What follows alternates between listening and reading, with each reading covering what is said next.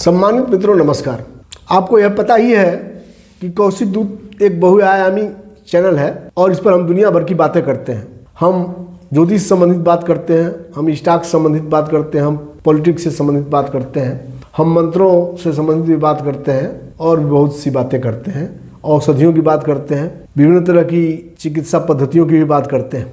परंतु हम एक नए टॉपिक पर बात करने जा रहे हैं अब, जो टॉपिक बहुत ही रहस्यमय है और दुनिया के तमाम लोगों के लिए रहस्यमय है, तमाम देशों के लिए रहस्यमय है। बड़े बड़े उस पर शोध हुए, बहुत से लोगों ने उसके बारे में जानने की कोशिश किया परंतु उसके बारे में नहीं जान पाए। प्राचीन समय में उसके बारे में लोगों की बहुत अच्छी खासी पकड़ थी, पर आजकल तो एक सतही ज्ञान हो गया है। हम बात करेंगे तंत्र की। वास्तव में तंत्र को लोग जादू ही समझ लेते हैं और समझते हैं कि जैसे जादू हाथ की सफाई है और आंखों की विजुअलिटी को धोखा देकर के जादू किया जाता है, वैसे ही तंत्र को समझ लेते हैं। परंतु मैं आपको बताऊं, तंत्र और जादू में काफी फर्क है। जादू हाथ की सफाई होता है पर तंत्र काफी वास्तविकता के करीब होता है। यह सच है कि पैसा कमाने के लिए और सिद्धि के अभाव में आजकल तांत्रिकों ने जादू की पद्धति को अपना लिया है और लोगों को भरमा करके और ट्रिक के द्वारा लोगों के मनों को मोह करके या उनका वशीकरण करके उनसे पैसे ऐंठ रहे हैं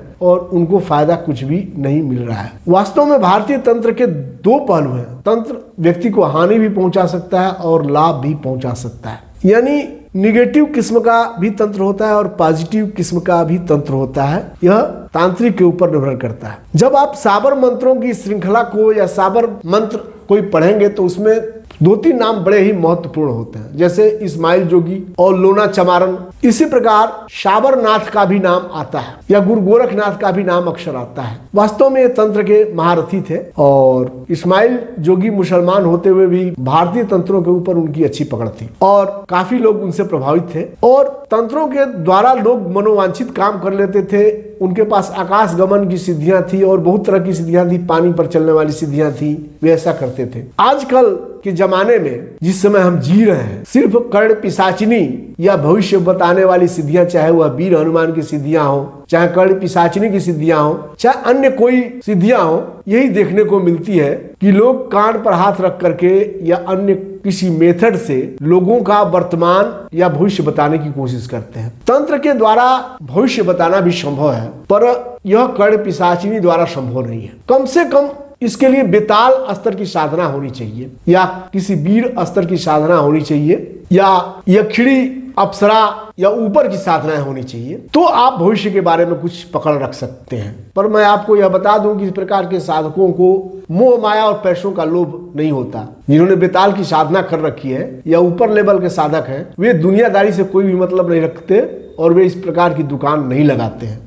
छोटे मोटे साधक जो कि वीर की सिद्धियां रखते हैं या कर्ण पिशाचिनी की सिद्धियां रखते हैं या इस टाइप की छोटी मोटी साधना रखते हैं, वही इसको दिखाते हैं और धनार्जन करते हैं, चाहे उस धन का वह किसी भी तरह से उपयोग करें, जन कल्याण में करें या अपने खुद के लिए प्रयोग करें। इन सब पर भी हम चर्चा करेंगे। तंत्रों में डाबर तंत्र है, गोरख तंत्र है, पशु पक्षी तंत्र है, बेताल तंत्र है, दुनिया भर के तंत्र की किस्में हैं, कम से कम 24-25 किस्में हैं। उन सब पर तो हम प्रकाश नहीं डाल पाएंगे क्योंकि मेरी भी उतनी जानकारी नहीं हो पाएगी, परंतु इसके रहस्य रोमांचों से हम आपको परिचित कराएंगे और आपको बड़ा ही मजा आएगा इसके रहस्य रोमांचों से परिचित होने में। अब मैं शीघ्र ही इस विषय पर आपको वीडियो उपलब्ध कराऊंगा। छोटी मोटी साधनाओं के बारे में भी बताऊंगा जिसको आप स्वयं भी कर सकते हो, परंतु वास्तव में ये साधनाएं बिना गुरु के नहीं हो पाएंगी। फिर भी कुछ मंत्रों का मैं उपयोग जरूर बता दूंगा जिसको आप स्वयं भी कर सकते हो। मैं भी बहुत कोई उच्च कोटि का साधक नहीं हूं कि आप सबको मैं साधना सुलभ करा दूंगा